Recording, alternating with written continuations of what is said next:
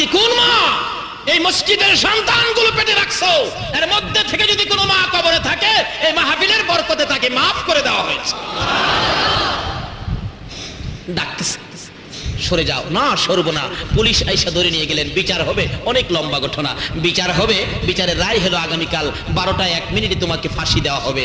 ঠিক আছে, কিছু কথা আছে? জি বিচারপতি, কথা কি? একটা কথা, যে মা আমার মতো সন্তান পেটে রাখছে, নবীর আশেক পাগল আমি, এই মাস কাছে একটা রাত্র থাকতে চাই মার আদুরে। যাও, পুলিশ পাহারায় মার আদুরে থাকবে। মা, মা কি বাবা, আমার তো ফাঁসির রায় হয়ে গেছে। মা চোখের পানি ছেড়ে দিছে। বাবা তোমার ফাঁসি, কালকের থেকে আমারে মা বলে আর ডাকতে পারবি না। না, ছেলেটা বুঝায়, মা কাঁদবেন না, আপনি হাসরের দিন তো গৌরব করতে পারবেন, আমার পেটের সন্তান নবীর দুশমন বিদায় করেছে। আজকে 12 দিন ব্যাপী রবিউল আউয়ালে ঈদে মিলাদুন নবীর মাহফিলের আয়োজনের কে সদস্যগুলো কারা?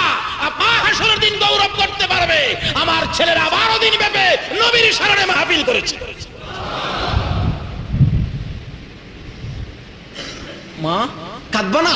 আচ্ছা বাবা আসো, বিছানা করেছি, একটা রাত ঘুমাবি, আর আমি তোমাকে মন ভরে দেখবো। মায়ের পাশে ঘুমিয়ে আছে, ঘুমাবে, বিছানায় ডাক দিবে, ঘুমাবে, আর মা দেখবে। ঘুমাও না বাবা, ডাইকা দাঁড়, আসো কাছে আসো, বিছানা করেছি সুন্দর করে, তুমি বিছানায় ঘুমাও। ডাকতেছে, ও আব্দুর রশিদ আসো ঘুমাও। দৌড়ায় আসছে, মা ডাক দিলে। বলুন কার ডাক দিলে দৌড়ায় আসতে হবে? আরেকটু জোরে কর না। মা চিনছেননি? যে মার পেটে থাইকা মারে কষ্ট দিছিলাম, ওই মা ডাক দিলে দৌড়ে আসতে হবে। খালি এখানেই না, আল্লাহ আল্লাহ রাসূলের পক্ষ থেকে নির্দেশ আসছে, তোমার মা বাবা বুড়া মানুষ, অসুস্থ, তুমি নামাজে দাঁড়াইছো, মা বাবা যদি তোমাকে ডাক মারে, নামাজ ছাইরা দিয়া মার ডাকে সাড়া দাও। ডাক দিয়েছে মা, আব্দুর রশিদ রে বিছানা করেছি, আয় বিছানার মধ্যে শুয়ে শুয়ে ঘুমাও। আমি মা ঘুমাবো না, সারা রাত তোমার মাথার পাশে বসে বসে আমি জীবনের শেষ দেখা তোমারে দেখব। আয়ো না বাবা, ঘুমাও না। মা ডাক দিলে দৌড়াই আসে, আবার দরজার কিনারে চলে যায়। বাবা আসো ঘুমাও, জীবনে আর কোনোদিন দেখা হবে না, মায়ের সামনে আর কোনোদিন ঘুমাইতে পারবা না, আসো কালকে তোমার ফাঁসি হয়ে যাবে। আবার দৌড়ায় আসছে মায়ের পাশে, আবার চলে যায় গেটে। মা ডাক দেয়, বাবা আব্দুর রশিদ রে, আমি ডাক দিলে দৌড়াই আসো বিছানার কাছে, আমি মা বলে শোয়ার জন্য, না শুইয়া কেন আবার দরজার কিনারে চলে যাও? আব্দুর রশিদ 2টা চোখের পানি ছেড়ে ছেড়ে বলেন, মা তুমি ডাক দাও এই বিছানায় শোয়ার জন্য, আমি কেন দৌড়াইয়া দরজার কিনারে চলে যাই? মা গো তাকাইয়া দেখো, দরজার কিনারে দাঁড়াইয়া আমার রাসূল আমারে ডাকতেছে। মা তুমি ডাকো এই বিছানায় শোয়ার জন্য, আবার রাসূল দরজার কিনারে দাঁড়াইয়া ডাকে, আব্দুর রশিদ রে এই বিছানায় ঘুমাস না, আমার সঙ্গে আয়, কালকে তোর ফাঁসি হবে। আমি রাসূল আইসা গেছি রে আব্দুর রশিদ, ফাঁসির কাষ্টের থেকে তোরে নামানোর সাথে সাথে আমি রাসূল কুলে লইয়া ধরে লইয়া যাইব। এই বিছানায় নয় রে আব্দুর রশিদ, আমি রাসূলের পাশের জান্নাতের বিছানায় তুই ঘুমাবি। এই নবীর ভালোবাসায় আজকে মাহফিলের আয়োজন করেছেন, আমার নবী কত খুশি।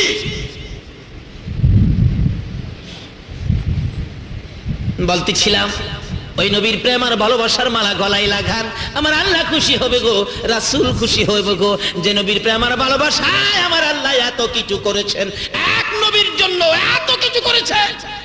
আজকে সে নবীর ভালোবাসায় সময় দেওয়ার ভাগ্য কোন মায়ের সন্তানের হয়েছে, কার হয়েছে?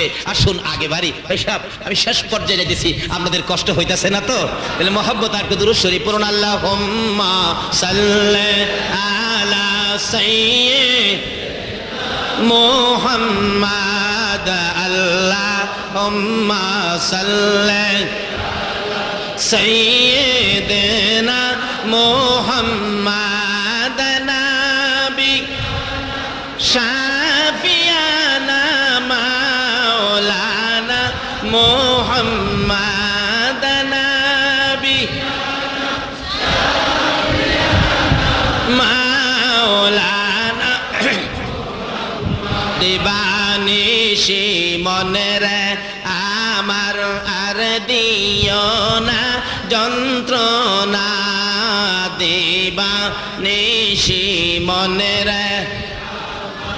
আর দিও না যন্ত্রণা, হায়রে দন যদি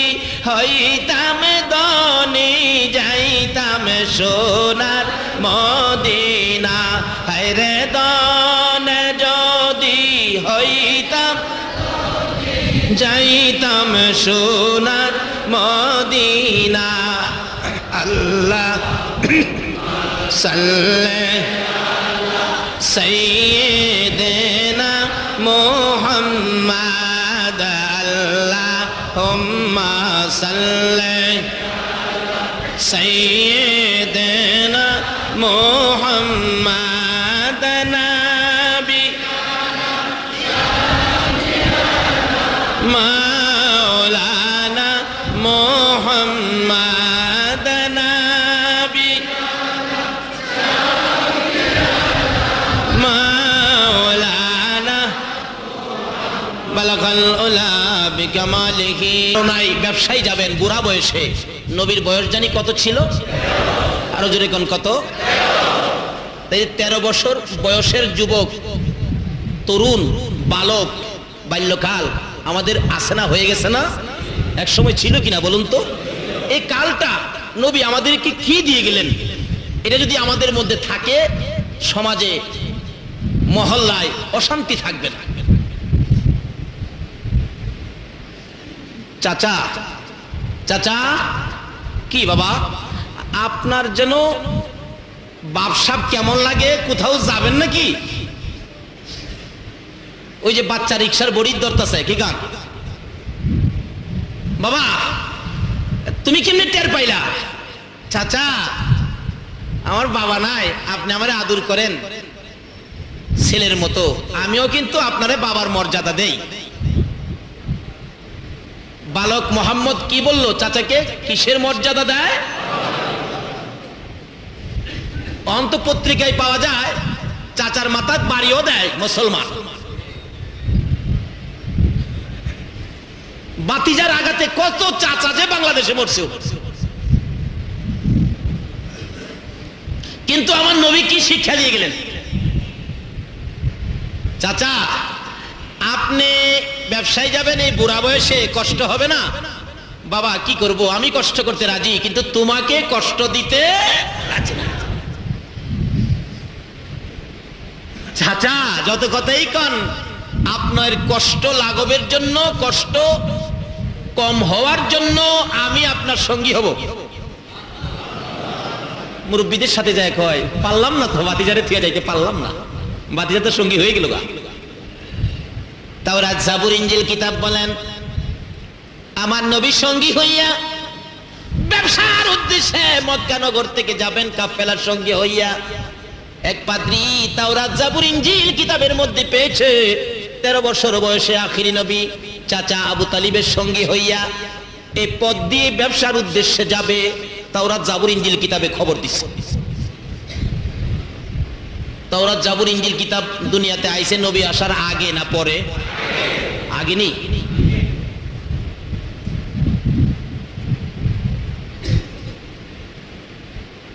কেউ যদি কয় নবীজি 40 বছর বয়স হইছে পরে নবী হইছে, তাহলে কথাটা কি সঠিক হবে না ভুল হবে? আল্লাহ তাদেরকে বুঝ দেখ, ঠিক আছে? সকালে বলুন আমি।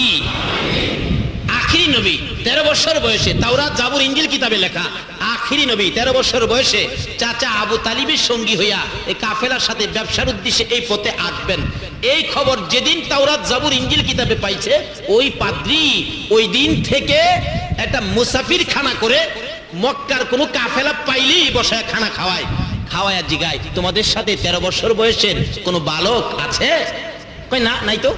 যাও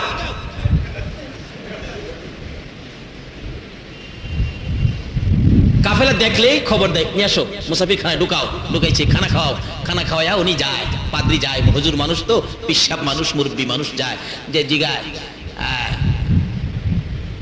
তোমরা কি মক্কার কাফেলা? বলে হ্যাঁ। খানা খাইছো? খাইছি। তোমাদের সাথে 13 বছর বয়সের কোনো বালক আছে? না, নাই তো। এই যে খাউন খাওয়াইতেছে, সয় সম্পত্তি শেষ, কিন্তু যার খুঁজে আয়োজন তারে তো আর পায় না। পাদ্রী কি পাগল, আর উম্মত হইয়া পাগল হইলাম। শেষ বয়স, সম্পত্তি শেষ, শেষ মুহূর্ত, ডাকতেছে, হাই রে মনের আশা কি পুরা হবে না? এমনি সময় দেখে একটা কাফেলা আইসা বাড়ির সামনে ক্লান্ত হইয়া গাছের নিচে বসছে। সবাই গাছের নিচে বসছে ময় মুরব্বীরা, কিন্তু আমার নবীর আদর্শ দেখেন, বালক বয়স, তরুণ বয়স। নবীজি মুরব্বীদের কাছে বসে না কেন? না, মুরব্বীদের সাথে আমি কিভাবে বসবো, আমি তো বালক মানুষ। কিতাবে আসছে নবীজি একটু দূরে যায়া একটা মরা গাছের নিচে বসছে। কোন গাছ? আচ্ছা, গাছ যাতাই হোক আর মরা হোক, মরা গাছ হইলো এই নবীরে চিনি নিও। কথাটা যেমন বুঝাইতে পারলাম না? মরা গাছেও আমরা নবীরে চিনি কিনা? লন্না মদিনায় যায়, মসজিদের নববীতে একটা মরা খেজুরের গাছ কাইটিয়া মিম্বরের পিছনে, নবীজি যেই মিম্বর দাঁড়ায় খুতবা দিতেন, মিম্বরের পিছনে মরা খেজুরের গাছটা কাইটা লাগাইয়া এটার মধ্যে হেলান দিয়া খুতবা পড়তেন। যেদিন মিম্বর পাকা হয়ে গেছে ওই দিন খেজুরের গাছ উঠাইয়া বাহিরে ফালাইয়া দিছে। নবীজি খুতবা দিবেন, এমন সময় দেখে কান্নার আওয়াজ শোনা যায়, এতিমের মতো কান্না, কে যেন কান্দে। নবীজি তো মায়ার নবী, কান্দা শুনলে নবী বলেন, দেখো তো কান্দে কে? সাহাবীরা বলেন, হুজুর কেউ তো কাঁদে না, এই তালাশ করে দেখো না, আমার কানে কান্দার আওয়াজ আসতেছে। যায় দেখে মরা খেজুরের গাছটা যে এটা কাঁদতেছে। রাসূলের হাতে দিলে আরো কান্দা বাড়ছে।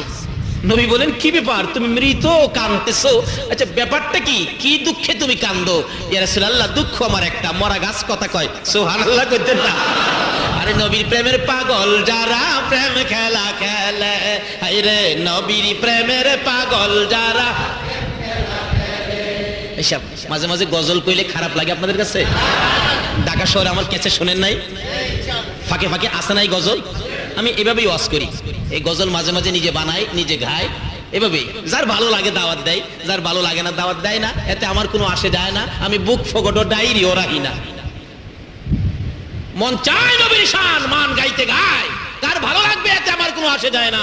আমার মদিনার কামলিওয়ালা খুশি হইলে, আমার আল্লাহ খুশি হইলেই যথেষ্ট। আপনারা কি সেই মদিনার কামলিওয়ালাকে খুশি করতে চান? আমার আল্লাহকে খুশি করতে চান? কিভাবে করবেন? মরা খেজুরের গাছ কি করে দেখেন না মিয়া, কানতে কানতে অস্থির। নবীজি হাতে নিয়ে ডাকতেছেন, আরে বাবা তুমি তো মৃত, কাঁদো কিভাবে? হুজুর সহ্য হয় না, আমি আপনার পিঠের সাথে লাইগে থাকতাম, কত যে শান্তি, মরা বলে শান্তি পায়।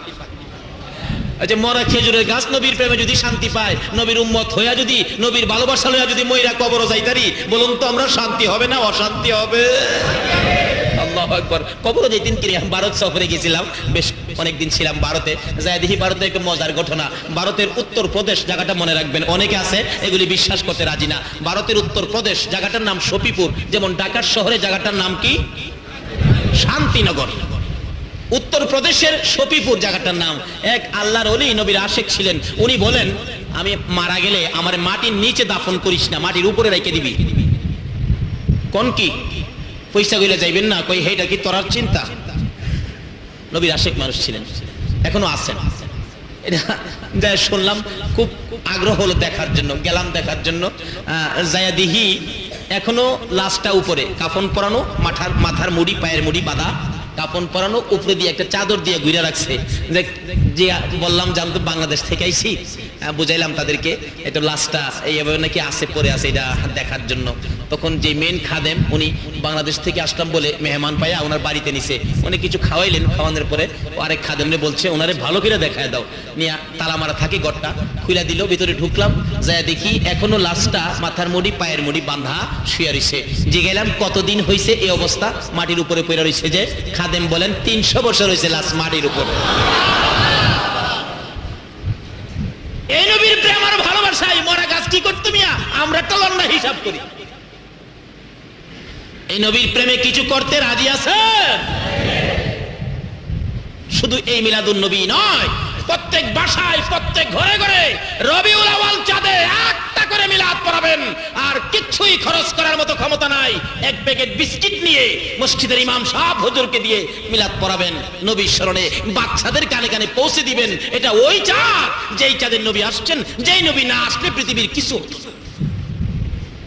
হযরত আবু বকর সিদ্দিক বলেন, রবিউল আউয়াল চাঁদে নবীর স্মরণে, নবীর আগমনের তারিখ, নবীর আগমনের মাসে, নবীর মহব্বতে 1 দিরহাম পরিমাণ টাকা খরচ করে যদি কেউ ঈদে মিলাদুন নবী উদযাপন করে, অর্থাৎ নবীর পয়দাইশের আলোচনা খুশির সহিত আলোচনা শুনে করে, তাহলে তাকে না নিয়ে আমি আবু বকর বেহেশতে পাও দিব না।